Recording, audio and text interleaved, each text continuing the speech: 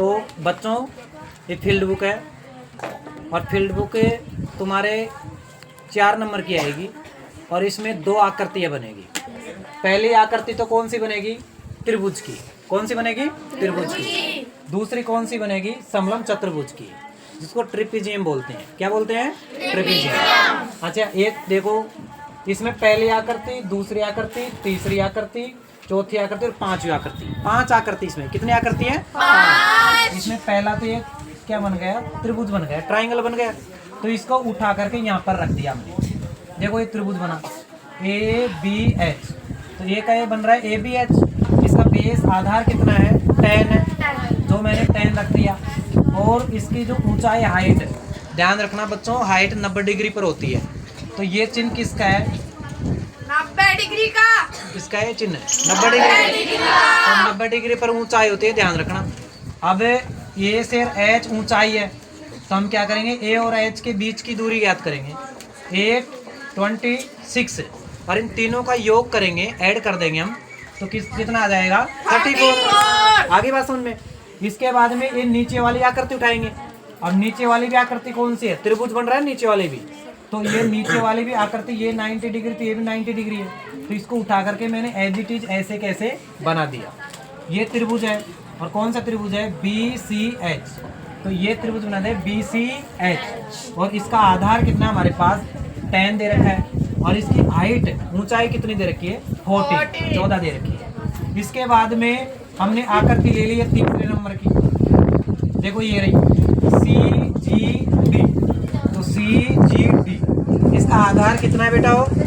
18 है, ठीक है। और इसकी ऊंचाई कितनी है? हम इस G और C के बीच की दूरी ज्ञात करेंगे। तो 14 में 8 ऐड करेंगे, कितना आ जाएगा? 22 आ जाएगा ना। और फिर उसके बाद में इस आकृति को बाद में लेंगे, पहले इस आकृति को ले लो। कौन सी? FEA। तो FEA इस आकृति को ले लिया।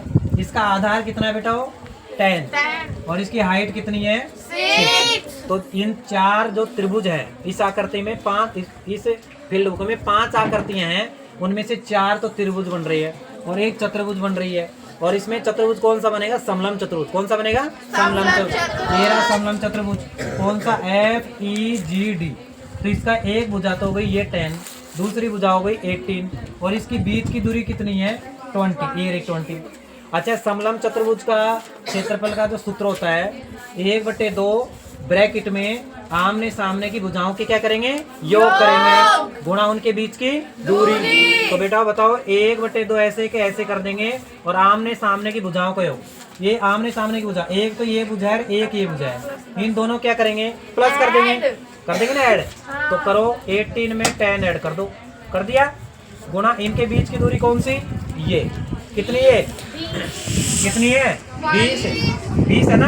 ये 20 कर दिया। अच्छा 2 का भाग लगा दो, 2 एका 2 और यहाँ पर 2 एका 2, 10 बार कट गया। यहाँ पर कितना है? 18 में 10 ऐड करो, कितना आ गया? 28 है, बोलो ना। 28 आ गया। और इसमें इसको 10 से मल्टीप्लाई करेंगे तो कितना आ जाएगा? 280। आगे बात समझ में। तो समलम चतुर्भुज का क्षेत्रफल हमने ज्ञात कर लिया इस आकृति का, कि इसका सूत्र होता है 1/2 ब्रैकेट में आमने सामने की भुजाओं का योग गुणा उनके बीच की दूरी। तो आमने सामने की भुजाओं को योग हमने कर लिया, 18 और 10 में ऐड किया तो 28 आ गया, ठीक है। 1/2 और इसकी बीच की दूरी 20 है, ये रही 20। इस 2 का भाग 20 में दिया, 10 बार गया और इस 10 को हमने 28 से मल्टीप्लाई, कितना आ गया बेटा? 280। अच्छा अब त्रिभुज का क्षेत्रफल हम ज्ञात करेंगे प्रत्येक आकृति का। तो ये त्रिभुज का क्षेत्रफल ज्ञात करेंगे 1/2 आधार गुणा ऊंचाई। बताओ ध्यान रखना, त्रिभुज भी 4 प्रकार के होते हैं। कौन कौन से होते हैं? एक तो समकोण त्रिभुज है जिसमें 90 डिग्री बनता है, एक समबाहु त्रिभुज हो गया और एक समद्विबाहु हो गया, एक विषमबाहु त्रिभुज हो गया। तो इसमें लगता है ये समकोण त्रिभुज। कौन सा लगता है? समकोण त्रिभुज। और समकोण त्रिभुज पर ही त्रिकोणमिति आधारित है, पूरी त्रिकोणमिति समकोण त्रिभुज पर ही है। तो इसका सूत्र होता है 1/2 गुणा आधार गुणा ऊंचाई। तो बताओ इसका आधार कितना बेटो? 10 है, बराबर 1/2 गुणा आधार कितना हमारे पास? 10 है, 10 आ गया ना। और ऊंचाई कितनी है हमारे पास? 34। काट दो, 2 से काट दो, 2 एकम 2 और ये कितनी बार गया? 17 बार। 17 बार कट गया ना। और 17 को 10 से मल्टीप्लाई किया तो कितना आ गया? 170, यानी 170 आ गया। आगे बात समझ में? इसी प्रकार हम इसका भी ज्ञात करेंगे। इसका सूत्र तो एक बार देख लो ये, ठीक है। इसके अकॉर्डिंग करो, इस आकृति को 1/2, आधार कितना है हमारे पास? 10 है, तो 10 को कर लो, ये कर लिया मल्टीप्लाई। अच्छा, इसकी हाइट कितनी है? 14, ये 14 आ गई। 2 से काटो, 2 एकम 2, और 7 से काटो, 7 दूनी 14। अच्छा, 10 को 7 से मल्टीप्लाई करो, कितना आ गया? 70। इसका मान आ गया 70। इसका एरिया, ये एरिया का सूत्र है, ध्यान रखना है। इसका जब ज्ञात करोगे ना, तो इसके नीचे ये फॉर्मूला लगाओगे आप, ठीक है। अच्छा, इसमें देखो ये रहा, ये कौन सी आकृति आ गई हमारे पास? तीसरी आकृति, ये रही ना, ये रही। तो इसका भी वही सूत्र लगाओ, त्रिभुज का क्षेत्रफल का सूत्र लगाओ। त्रिभुज का क्षेत्रफल 1/2 मल्टीप्लाई आधार गुणा ऊंचाई। तो 1/2 ऐसे के ऐसे, बताओ आधार कितना है? बताओ इसका 18 आ गया, मल्टीप्लाई ऊंचाई कितनी है? 22, 22 आ गई ना, काट दो, 2 एकम 2, और 2 नंबे 18। 22 को 9 से मल्टीप्लाई करो, कितना आ गया? 98। कितना आ गया? 198। अच्छा, ये लास्ट वाली आकृति, ये आ गई 5 नंबर की आकृति।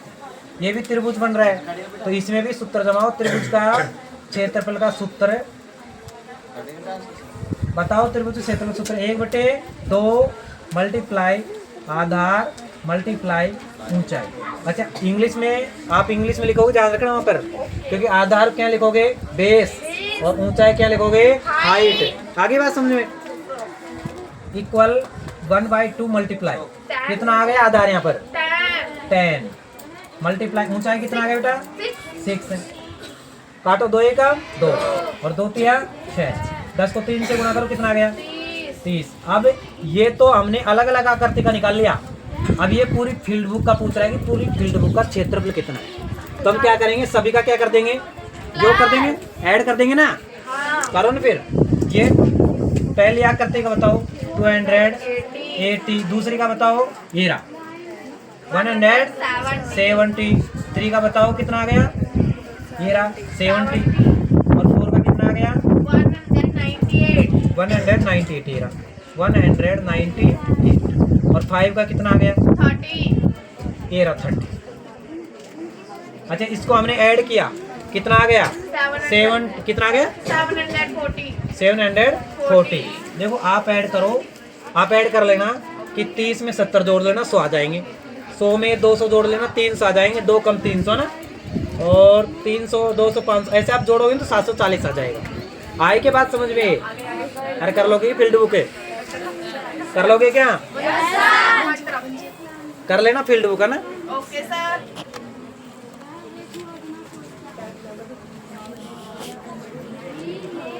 बंद कर दो।